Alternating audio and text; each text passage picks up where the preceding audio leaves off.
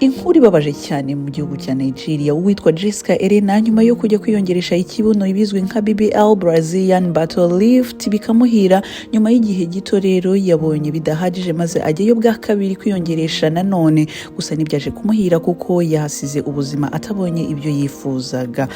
This is a sad story. Inkuru ikomeje kubabaza benshi mu gihugu cya Nigeria yari akiri muto cyane, benshi bari kuvuga ko yari afite hagati y'imyaka 20 ndetse na 23. Umukobwa wuje kandi yaramaze kwamamara ahantu hatandukanye kubera kuntu abantu bari bamuziho ko yibagishije cyangwa se yakoresheje BBL Brazilian Butt Lift nkuko benshi babivuga. Amazina ye yitwa Jessica Elena, a social media influencer.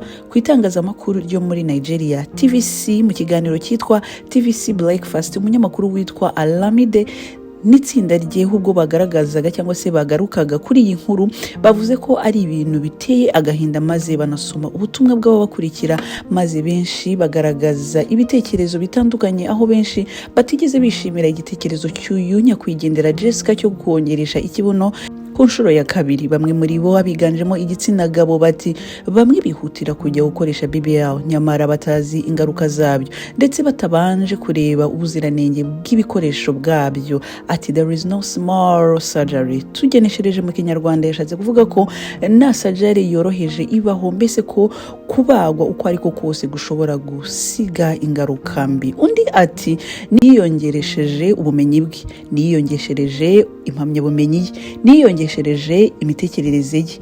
Icyo yashyize imbere ni ukongeresha amabuno ye, gusa ibisobanuro azabitanga kuri Marayika Gabriel n'Imana. Abantu bararakaye. Undi ati uburaya ndetse no kutizera niyo mpamvu nyamukuru bishora muri ibyo. Mu kiganiro TVC Breakfast cyo muri Nigeria Lagos, abanyamakuru bakomeje bati mu by'ukuri uyu mukobwa yari mwiza pe, nta n'impamvu zari gutuma akoresha BBL. Ati umugabo nagukunda mwa bakobwa mwe azagukundira ukuri, kandi ngo buriya abayibereye hariya agutegereje. Nibyoroshye.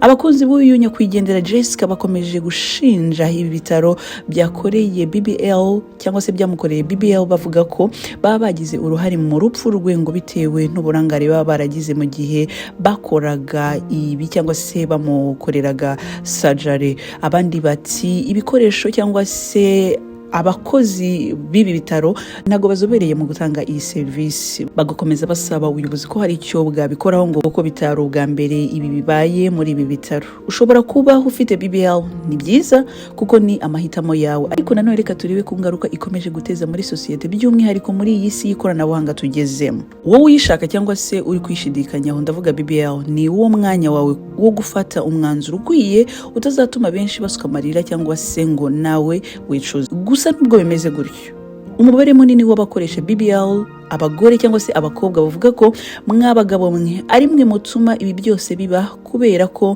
ngo mu byo mushyize imbere BBL ngo isigaye iri mu biranga ubwiza umukobwa agomba kuba afite. Ese nibyo koko? Ngaho twagiye muri comment section, bakobwa namwe basore namwe mwabagabo mwe murabivugaho iki? Nge ndi Ntagara wanyu nk'ibisanzwe. Kuri Ntagara Official niho wasanga inkuru nyakuri kandi zishobora kugusigira isomo. So kanda subscribe ndetse unalikinge, ntugacikwe n'izindi nkuru. Bye bye. Mbifurije guhamuka Roma. Yes, hello everyone. Nizere ko mumeze neza cyane muri bice bitandukanye, haba mu Rwanda, hanze y'u Rwanda, bwo muri Afrika ndetse n'indi migabane itandukanye hirya no hino ku isi. Murabizi ko isi muri iyi minsi ituwe n'abarenga miliyari 8. Nizere ko ahantu hose uri ukomeje kugubwa neza cyane. Komeza ukurikiye iyi podcast cyashya ya Ntagara, ni Ntagara Official. Nimba uri kuri YouTube kanda subscribe kabisa, nizere ko subscription aho ngaho wamaze kwigiraho tayari, wamaze kuba umwe mu bantu bakurikira Ntagara Official, za mu muryango mugari wa Ntagara Official.